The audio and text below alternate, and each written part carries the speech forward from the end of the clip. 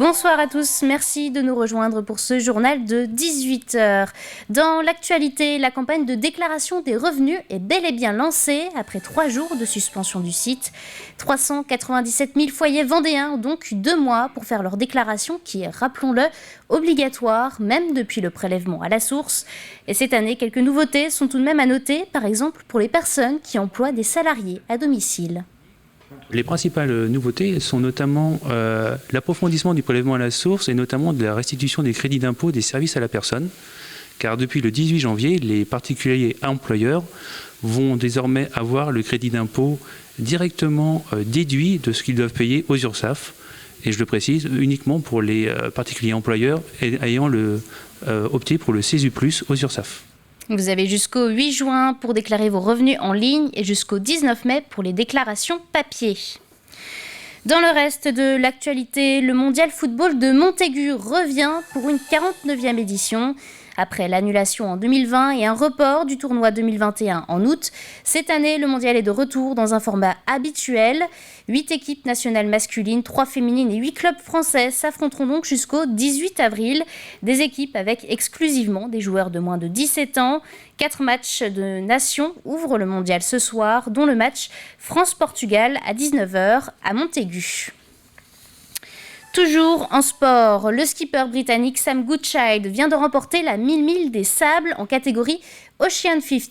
Il est arrivé aux Sables d'Olonne cet après-midi, un peu avant 17h, après 3 jours passés au large. Il devance ainsi Éric Perron, seul concurrent restant en Ocean 50. Du côté des skippers en classe 40, les 15 concurrents encore en lice sont toujours en mer. Et puis le sport, c'est aussi des matchs à ne pas manquer. Ce soir, en basket, les Sables affronteront Andrézieux à domicile en National 1 masculine. Un match important pour les joueurs sablais puisque la victoire est désormais impérative s'ils veulent être qualifiés pour les play-offs. La rencontre aura lieu à 20h à la salle Beau Séjour aux Sables d'Olonne. Prenons à présent la direction de Boufféré, où la réhabilitation de l'église Notre-Dame de l'Assomption se poursuit. Cela fait 6 ans que les cloches n'ont plus sonné, la charpente est fragilisée. Il y a donc pas mal de travaux à réaliser, des travaux qui coûtent tout de même plus d'1 300 000 € financés par la ville et le département. Écoutez. Il y aura 3 phases de chantier qui vont s'étaler sur 2 années. On commence par le clocher qui est la partie à la fois la plus ancienne et la plus fragilisée qui a déjà commencé avec les échafaudages qui ont été installés.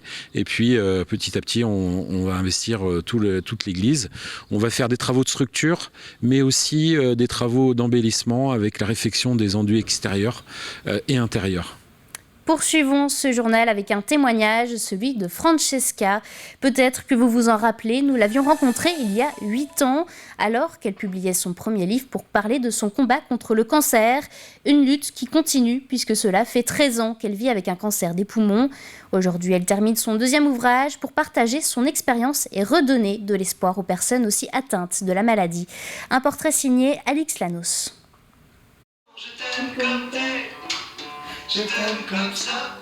À bientôt 50 ans, Francesca arbore généralement un large sourire, de ceux qui invitent à lui sourire en retour. Un visage qui cache pourtant un parcours semé d'embûches. La violence et le cancer avec qui elle cohabite depuis l'âge de 37 ans. Effectivement, aujourd'hui, c'est quelque chose d'extraordinaire de pouvoir fêter ses 50 ans après 13 ans de maladie et surtout de traitement et de suivi en continu, en fait. 4 scanners par an pour surveiller l'évolution des métastases, des douleurs chroniques et des dizaines de médicaments chaque jour. C'est aussi ça qu'il y a derrière le sourire. Et pourtant, sa rage de vivre est intacte. Je profite chaque jour. Lorsque j'ai des jours difficiles, et bien effectivement, il y a l'acceptation. L'acceptation de me dire que le corps a énormément souffert de ces 8 ans de chimiothérapie en continu, d'où l'insuffisance cardiaque aujourd'hui. Mais pour autant, je sais apprécier, je sais prendre soin de moi. Donc aujourd'hui, je pense que j'ai eu 13 ans extraordinaires. Je me souhaite encore de belles années avec ceux qui m'entourent, mais en pleine conscience. Voilà, je profite en pleine conscience. Avec ses 2 garçons de 21 et 28 ans, Francesca parle sans tabou. Depuis 2 ans, elle a choisi de ne plus subir de chimiothérapie. Des angoisses et des peurs, bien sûr, elle en a, mais la plus importante de toutes, elle l'a apprivoisée. J'en ai plus peur de mourir. Après, je reconnais qu'aujourd'hui, je ne cours après rien. Je me laisse porter par par tous ces moments. Alors il y en a des bons, il y en a des moins bons, parce qu'il y a aussi la souffrance et tous ces traitements. C'est vrai que l'enveloppe est la même, mais l'intérieur a subi effectivement toutes ces chimiothérapies pendant 8 ans. Après, l'esprit et le sourire, le matin, je me lève, c'est plus fort que moi. Je vais peut-être prendre de la codéine et tous les médicaments, mais pour autant, waouh, la vie est belle. Dès qu'elle le peut, Francesca va marcher plusieurs kilomètres dans la nature. Entre les week-ends, entre copines, une petite fille de 2 ans et l'écriture d'un second livre, l'emploi du temps de la quinquagénaire est déjà bien rempli. Pourtant, elle a bien l'intention maintenant d'apprendre à jouer du piano, histoire de tordre encore un peu le cou à la maladie et continuer de rayonner encore et encore. Ils sont venus de toute la France pour participer à ce concours plutôt insolite. Ce week-end se tenait une compétition nationale de chiens de troupeau. Pendant 2 jours, une cinquantaine de border collies et leurs maîtres se sont affrontés dans la conduite d'un groupe de moutons. Des juges ont donc noté la façon dont les chiens ont amené les moutons d'un point A à un point B. Cette compétition vient donner un avant-goût de la Coupe d'Europe qui aura lieu cet été en Vendée. Un reportage signé Alexandre Debray.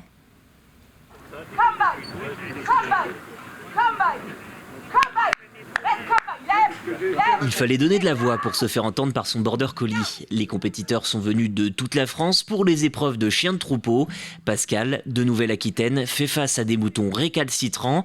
À l'issue de son parcours, elle abandonne avec son premier partenaire. Elle a un peu d'œil dans notre jargon, c'est-à-dire qu'elle se bloque assez facilement sur les brebis.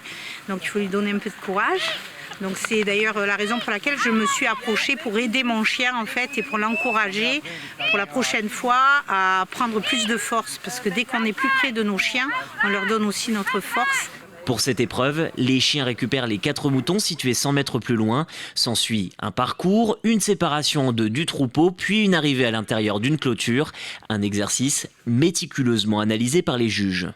On ne s'occupe pas du maître ni du chien. On juge la trajectoire des brebis. Les chiens sont divisés en 2 catégories. La classe 1 pour les débutants, la seconde pour les plus confirmés. Mais outre la compétition, c'est aussi un moyen de mieux se comprendre. C'est justement apprendre aux utilisateurs et aux compétiteurs, entre autres les éleveurs, à utiliser des chiens de troupeau à bon escient, tout ça pour travailler en partenariat et avec plaisir avec leurs chiens. Une symbiose qui se retrouve aussi au travail. Plusieurs éleveurs vendéens utilisent les chiens de troupeau au quotidien. Ça peut aussi servir dans les bâtiments à empêcher par exemple les animaux d'approcher le temps qu'on leur donne leur ration alimentaire. Ça peut être aussi isoler des brebis malades ou qui sont blessées, donc isoler ces brebis-là pour les soigner. Ça peut être pour charger les brebis dans le camion également. Enfin, le chien il va être utile partout. Les border collies seront bientôt de retour à Sainte-Radegonde pour la Coupe d'Europe. 120 chiens venus de tout le continent sont attendus au mois d'août.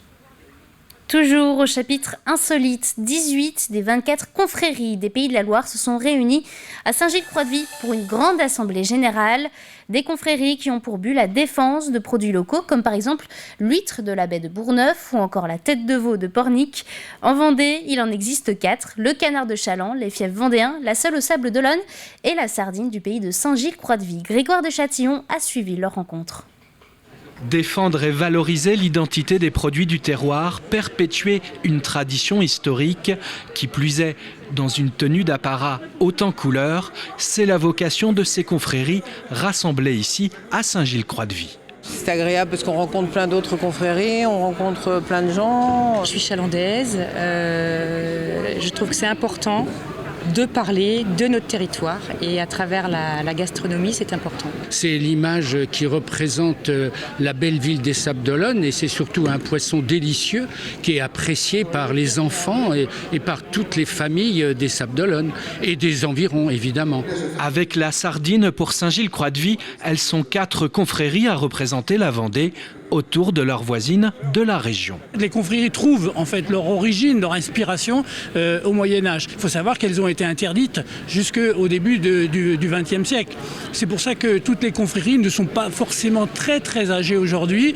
La nôtre est née en 1952. Qui dit confrérie dit naturellement intronisation. Donc je voulais juste vous souhaiter la bienvenue à Saint-Gilles-Croix-de-Vie. Nous avons, nous, dans la confrérie de la sardine, beaucoup d'intronisés en tant que skippers les skippers, ils emmènent des boîtes de sardines à bord de leur bateau et c'est de là qu'ils...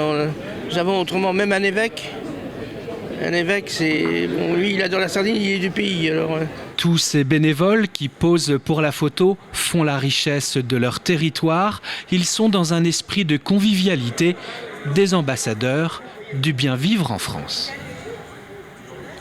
Et puisque l'on parlait de sardines, le printemps de la sardine revient au pays de Saint-Gilles-Croix-de-Vie.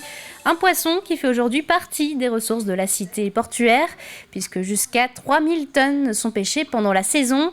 Alors pour fêter la réouverture de la pêche, plusieurs animations sont organisées sur le territoire du 16 avril au 7 mai. Au programme, des ateliers culinaires, des expositions ou encore des conférences. On va avoir un certain nombre de restaurants qui vont pouvoir aussi nous accompagner sur cet événement, donc qui va durer 3 semaines et qui vont mettre notre petit poisson bleu à l'honneur sur leur carte ou au menu.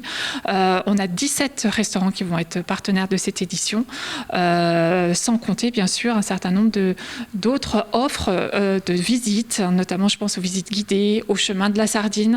Voilà, tout le territoire, toute la destination va être en ébullition autour de son emblème qu'est la sardine. C'est la fin de ce journal. Merci de l'avoir suivi. Retrouvez demain la matinale à partir de 7h avec Alexandre Debray. Bonne soirée à tous.